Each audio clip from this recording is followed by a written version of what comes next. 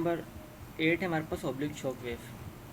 तो ये अगर बुक से तो थोड़ा मुश्किल ही है, सर ने जो पढ़ाया हुआ उसके थोड़ा जो मैंने लिखा हुआ है नोट्स वगैरह उससे थोड़ा समझाता हूँ क्या क्या चीज़ होती है इसके अंदर। अब इसमें है क्या कि हमारे पास पहले जो हम स्टडी करते थे ना उसमें ये होता था कि हमारे पास एक शॉक वेव होती है, जो कि शॉक वेव हमारे पास नॉर्मल टू द फ्लो होती है। जैसे हमारे पास ये एक शॉक वेव है और ये नॉर्मल टू फ्लो होती थी, हमारा फ्लो आ रहा है और शॉक वेव फ्लो के साथ 90 का एंगल बनाया करते थे, इसको बोलते हैं कि नॉर्मल शॉक वेव बोलते थे, या सिंपल इसको हम शॉक वेव बोला करते थे। ये जो शॉक वेव है ना इसकी स्ट्रेंथ बहुत ज़्यादा होती है, इतनी ज़्यादा स्ट्रेंथ होती है कि अगर पीछे मार्क नंबर ग्रेटर देन 1 है तो शॉक वेव के बाद हमें मार्क नंबर लाजमी लेस देन 1 मिलेगा, लाजमी काम करेगी।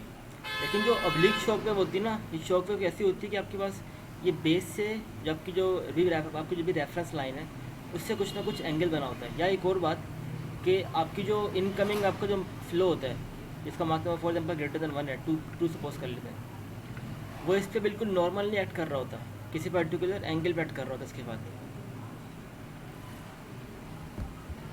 ठीक है, तो अब ये इसका अटैक कर रहा है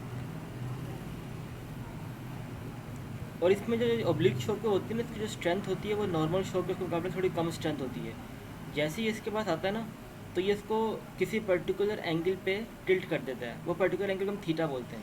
जैसे नॉर्मल शॉक में करता क्या था कि फ्लो आ रहा है और फ्लो किसी पर्टिकुलर एंगल पे टिल्ट नहीं होता था, फ्लो सिर्फ स्ट्रेट वापसी स्ट्रेट ही जा रहा होता था।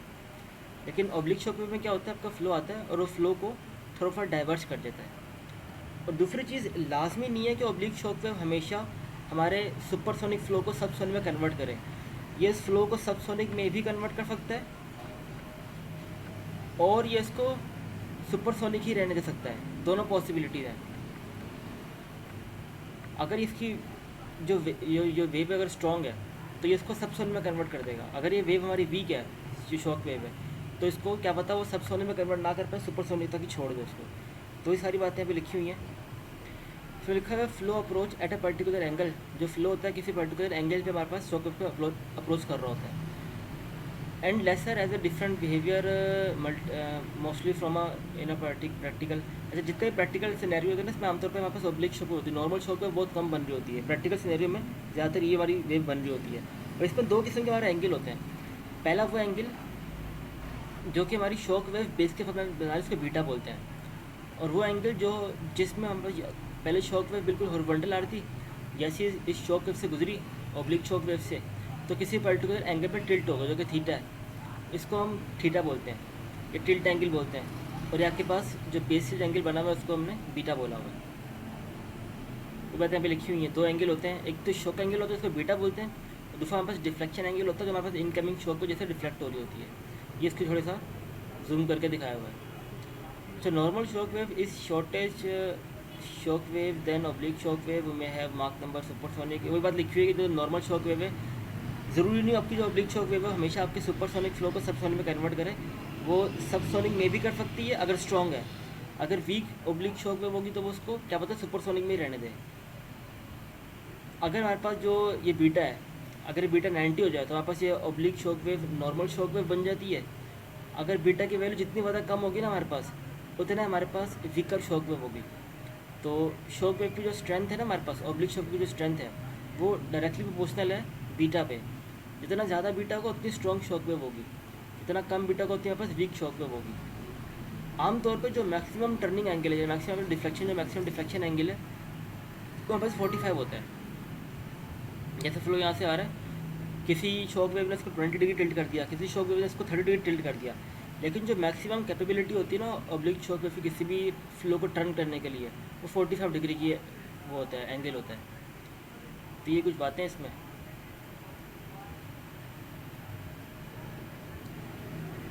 आगे हमारे पास है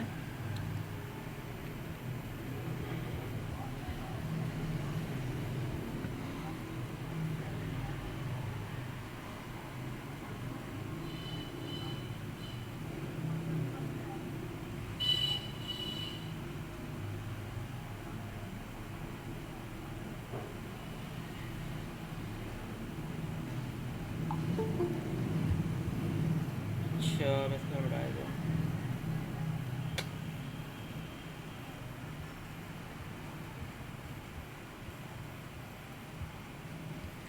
अच्छा हमारे पास ना ये सपोज कर लो ये मेरी बेस है,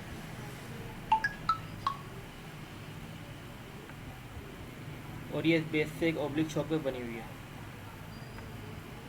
और ये मेरा फ्लो आ रहा है यहाँ से, सही है। अच्छा ये मेरी ऑब्लिक शॉक वेव है, ये मेरा फ्लो है। इस फ्लो का जो वर्टिकल कंपोनेंट होगा ना, मैं इसको ब्रेक कर रहा हूँ, इस वाले फ्लो को ना, जो मेरा फ्लो आ रहा है इस ऑब्लिक शॉक वेव पे, मैं इसको इसके कंपोनेंट में ब्रेक कर रहा हूँ। एक इसका वर्टिकल कंपोनेंट होगा, एक इसका हॉरिजॉन्टल कंपोनेंट होगा। जैसे मैंने उसको ब्रेक किया, ये इसका वर्टिकल साइन वाला कंपोनेंट है, और ये इसका हॉरिजॉन्टल कंपोनेंट है। एक कंपोनेंट ये, और एक कंपोनेंट मैंने ये ब्रेक कर दिया। ये वही हेड टू टेल रूल के तहत हमने अपने कंपोनेंट को ब्रेक कर दिया। या भी ये सपोज कर लिया, ये जो ये वाला कंपोनेंट है हमारे पास, ये साइन थीटा वाला कंपोनेंट है,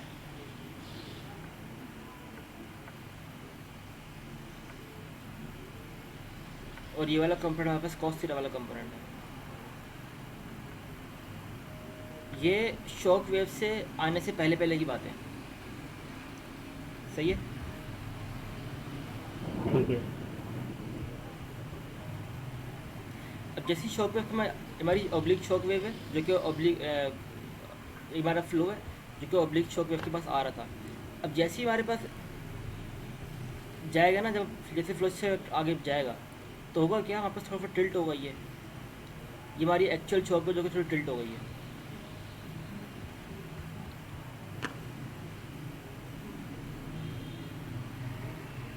अब होगा क्या, जो इसका नॉर्मल कंपोनेंट होगा ना, ये नॉर्मल कंपोनेंट ये रहा, इस वाली शॉक की नॉर्मल कंपोनेंट ये रहा, वो ऐसे हो जाएगा।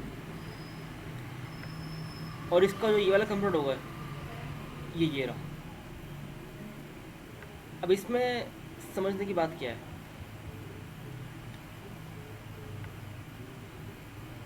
समझने की बात ये है, जैसे डायग्राम बिल्कुल सही वैसे सही बना ली है गलती से। अब है क्या कि ये आपकी एक्चुअल शॉक वेव थी जो कि आ रही थी, आपको एक्चुअल वेव थी या एक्चुअल आपका फ्लो था जो कि ऑब्लिक शॉक वेव के पास आ रही थी। अब जैसे ही उसने फ्लो को क्रॉस किया ना, तो थोड़ा टिल्ट हो गई। ये उसका डिफ्लेक्शन एंगल है, कुछ ना कुछ इसने टिल्ट कर लिया, ठीक है। क्योंकि ये नहीं है, इसका डिफ्लेक्शन एंगल ये है, ये डिफ्लेक्शन एंगल है इसका। अब इसका तो अगर हम गौर करें, जो इसका जो नॉर्मल कंपोनेंट था ना, जो कि साइन, इसको मैं एन बोल रहा हूँ नॉर्मल कंपोनेंट। नॉर्मल कंपोनेंट बाद में थोड़ा श्रिंक हो गया, थोड़ा छोटा हो गया। जो नॉर्मल कंपोनेंट थोड़ा छोटा हो गया, लेकिन जो आपस जो था ना, ये टेंजेंशियल कंपोनेंट बोलते हैं इसको टी बोल रहा हूँ। टेंजेंशियल कंपोनेंट सेम रहा, जितना आपका टेंजेंशियल कंपोनेंट पहले था ना, आपका उतना ही टेंजेंशियल कंपोनेंट बाद में रहा। तो ऑब्लिक शॉक वेव करती क्या है, ऑब्लिक शॉक वेव सिर्फ आपके नॉर्मल कंपोनेंट को चेंज कर रही होती है। वो टेंजेंशियल कंपोनेंट आपका जो पहले होता है ना, स्ट्रैक करने से पहले पहले ऑब्लिक शॉक वेव से स्ट्रैक करने के बाद भी आपका जो टेंजेंशियल कंपोनेंट होता है वो सेम रहता है। टेंजेंशियल कंपोनेंट में कोई फ़र्क नहीं पड़ता, आपका सिर्फ चेंज आ रहा होता है, सिर्फ वो नॉर्मल कंपोनेंट में आपका चेंज आ रहा होता है।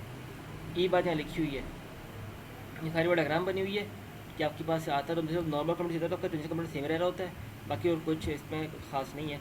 और इसमें एक फार्मूला है जो यहाँ पे नहीं लिखा, ये वाला फार्मूला।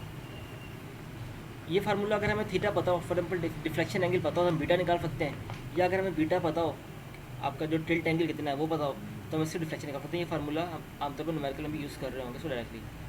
तो ये थोड़ी सी थ्योरी थी इसकी, अब न्यूमेरिकल्स पे आते हैं।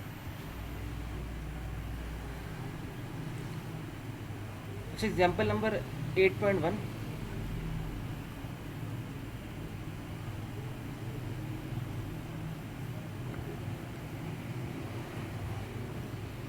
लिखा हुआ uniform supersonic air flow travelling at a mass number of 3 passes over a concave corner as shown in the figure. An oblique shock wave makes an angle of 30 degree. तो उन्होंने बोला भाई आपका फ्लो आ रहा है, आपको फ्लो की properties given है, टेम्परेचर गिवन है आपको फ्लो का प्रेशर गिवन है, आपको फ्लो का मार्क नंबर गिवन है। उन्होंने बोला भाई इस फ्लो के बाद में एक ओब्लिक शॉक वेव आती है। अब हमें करना क्या होगा, हमें पता करना होगा कि ओब्लिक शॉक वेव की बाद प्रॉपर्टीज़ हमारी क्या होंगी, वही पूछा होगा कि देखते हैं। आगे लिखा हुआ है ऑब्लिक शॉक वेव का अपना जो एंगल है ना, वो ये है with the flow direction. Is attach to the corner under the given condition से बात लिखिए। If the pressure and temperature of the uniform flow is this, आपको जो प्रेशर है ना ओब्लिक शॉक वेव से स्ट्राइक करने से पहले 25 किलो पास्कल, आपका टेम्परेचर -50 डिग्री सेंटीग्रेड है। Determine the pressure and temperature behind the wave the downstream of the मार्क नंबर एंड रिफ्लेक्शन एंगल। तो आपको करना सिर्फ ये है, आपको बोला हुआ है कि इनकमिंग फ्लो की प्रॉपर्टीज हैं, ओब्लिक शॉक वेव है जो जिसका जो टिल्ट एंगल है ना वो ये है 30 डिग्री है। आपको बताना ये है कि यहाँ पे प्रॉपर्टीज़ क्या होंगी, आगे प्रॉपर्टीज आपको बतानी है, ये सवाल है। तो हम करेंगे कि हमारे काम सिर्फ ये होता है, देखो जो ओब्लिक शॉक वेव है ना इसका अपना कोई टेबल नहीं है, तो हम करते क्या है, हम इस ओब्लिक शॉक वेव में करते कि अपने जो हमारा फ्लो होता है ना उसको सिर्फ नॉर्मल कंपोनेंट पहले निकालते हैं। अगर हम उसका नॉर्मल कंपोनेंट निकालेंगे, हमें पता है सिर्फ जो चेंजेस आ रहे हैं वो सिर्फ नॉर्मल कंपोनेंट में आ रहे हैं, तो हम सिर्फ नॉर्मल कंपोनेंट निकालते हैं और नॉर्मल कंपोनेंट का जो टेबल होता है वो टेबल डी होता है। तो हमारी स्ट्रैटेजी पूरे सवालों में ये होगी, इसके अंदर जो भी शॉक वेव गिवन हो, जो भी उसका इनलेट फ्लो हो, उसका सिर्फ नॉर्मल कंपोनेंट निकालो और उस नॉर्मल कंपोनेंट के रिस्पेक्ट से टेबल डी पे जाकर सारी वैल्यूज निकाल लो। तो यहाँ भी यही किया हुआ है। उन्होंने बोला हुआ हमारा फ्लो था, हमारा फ्लो का जो मार्क नंबर था वो 3 था और उसका नॉर्मल कंपोनेंट ऐसे निकलता है साइन थीटा से, सही है। जैसे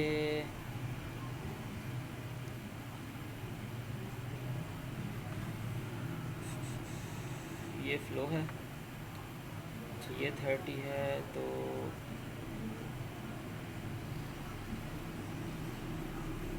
हाँ ये वाला एंगल 30 है। अच्छा, तो हमें निकालना है ये वाला कंपोनेंट, ये होगा आपके पास 60, तो ये अच्छा एंगल, देखो एंगल ऐसे आया हुआ है। हमें पता है ये हमारे पास, ये हमारी बेस थी और ये हमारे पास वो ऑब्लिक शॉक वेव थी, ये हमारे पास इनकमिंग फ्लो था मार्क नंबर का। अब हमने साइन 30 निकाला कैसे, तो ये हमें ये पता है कि हमारे पास जो एंगल है ना ये वाला, ये एंगल 30 है। अगर ये वाला एंगल 30 है ना तो ये वाला एंगल भी 30 होगा, ये वाला एंगल 30 है। और हमें निकालना है ये वाला, हमें ये वाली इसकी वैल्यू निकालनी है हमें, ये बेसिकली नॉर्मल कंपोनेंट ही है, सही है। तो इसके दरमियान और इसके दरमियान एंगल से 90 है, यहाँ से भी 90 होगा इसका एंगल और इसका एंगल यहाँ से भी 90 होगा, ये दोनों एंगल 90 हैं। अगर 30 डिग्री यहाँ पर आ गया तो बाकी बकाया कितना है, यहाँ पे 60 डिग्री बचा होगा, ये 60 डिग्री बचा हुआ है यहाँ पे। एक तरीका तो ये है, आपको जो भी एंगल यहाँ गिवन हो ना 90 में से उसको माइनस करो और बोल दो cos थीटा। जैसे मगर इसकी वजह निकाल सकते, कैसे निकालूंगा, मार्क नंबर जिसकी इसकी मार्क नंबर की वैल्यू है, और ये बोल सकता हूँ cos 30, ये cos 60। एक तरीका तो ये निकालने का, इसकी वजह निकालने का। दूसरा तरीका क्या है कि आप जो एंगल यहाँ पे गिवन है ना उसको साइन से मल्टीप्लाई, क्योंकि cos 60 बराबर होता है साइन 30 के, जो cos 60 होता है ना वो साइन 30 के बराबर होता है। एक तरीका तो ये है कि आपको जो भी एंगल यहाँ पे गिवन है ना टिल्ट एंगल, उसमें से 90 माइनस करो, वो एंगल कॉस के पास लिख दो, आपके पास ये इसका कंपोनेंट की वैल्यू आ जाएगी। या फिर ये करो कि आप इसको कर दो कि एम जो भी एंगल गिवन है टिल्ट एंगल उसको बोल दो साइन 30, तो जो ना बुक वाले ने वही साइन 30 वाला यूज़ किया हुआ है। सबसे पहले उन्होंने नॉर्मल कंपोनेंट निकाला है जो कि ये आ गया।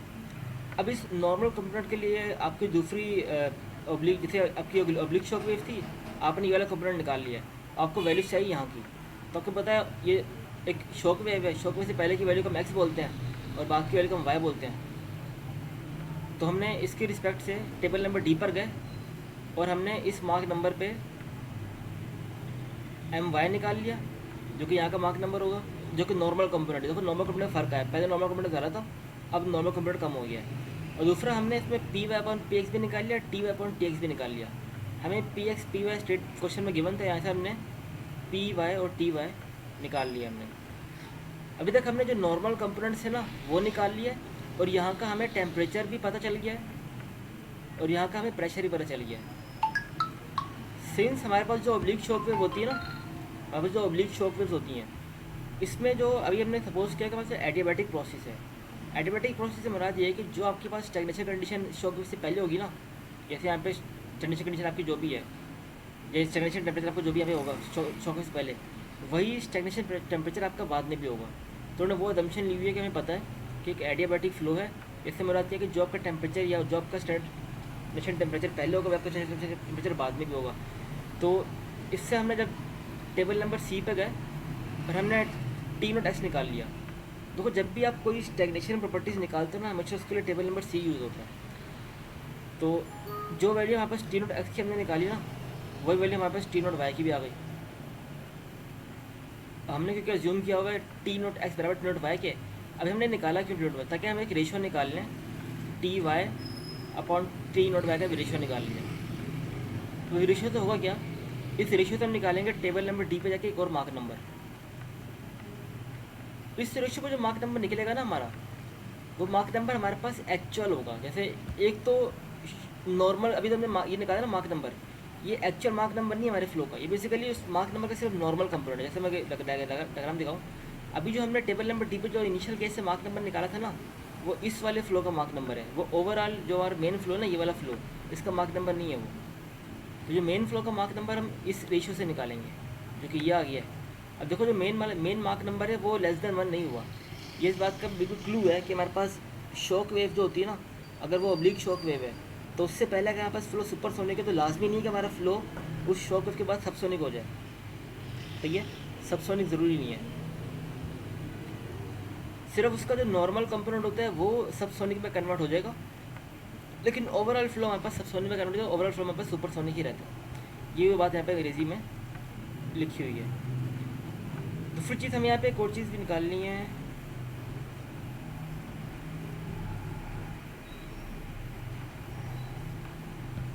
डिफ्लेक्शन एंगल निकालना है, जिसको हम थीटा बोलते हैं। अच्छा, डिफ्लेक्शन एंगल का फार्मूला ये वाला यूज़ करोगे, हमें ये सिखाया गया, ये थीटा निकालना है हमें। थीटा बेसिकली डिफ्लेक्शन एंगल है। यहाँ पे हमें बीटा की वैल्यू पुट करनी है, बीटा में 30 गिवन है, m1 पता है हमें, इनिशियल मार्क में पता है, वो यहाँ पे पुट करना है। बीटा की वैल्यू 30 पुट करनी है, ये पता है हमें गामा 1.44 एयर कॉन्स्टेंट है और बीटा पता 30 है। सारी वैल्यूज पुट करके हमारे पास एक डिफ्लेक्शन एंगल जो थीटा का वो याद करें। आपने सिर्फ फार्मूला ये याद करना है इस चैप्टर में। तो ये बुक का मैसेज फॉलो नहीं करना है, इसको फॉलो नहीं करना आपने जो सर ने फार्मूला लिखवाया ना ये वाला, इसी को यूज़ करके आपने ये डिफ्लेक्शन एंगल भी इसके अंदर फाइंड आउट कर लेना। तो आज यहीं तक था, समझ आया? जी सर। या जानवर लेट ज्वाइन कर रहे होते हैं आप? जी सर, सॉरी वो वैसे चलो आपको फिजिकल में भी सही से समझा दूंगा, इसलिए आपको ये न्यूमेरिकल समझ आया वैसे कि कैसे हुआ है। इसमें सिर्फ यही है कि शॉक वेव ऑब्लिक है, हमने शॉक वेव को पहले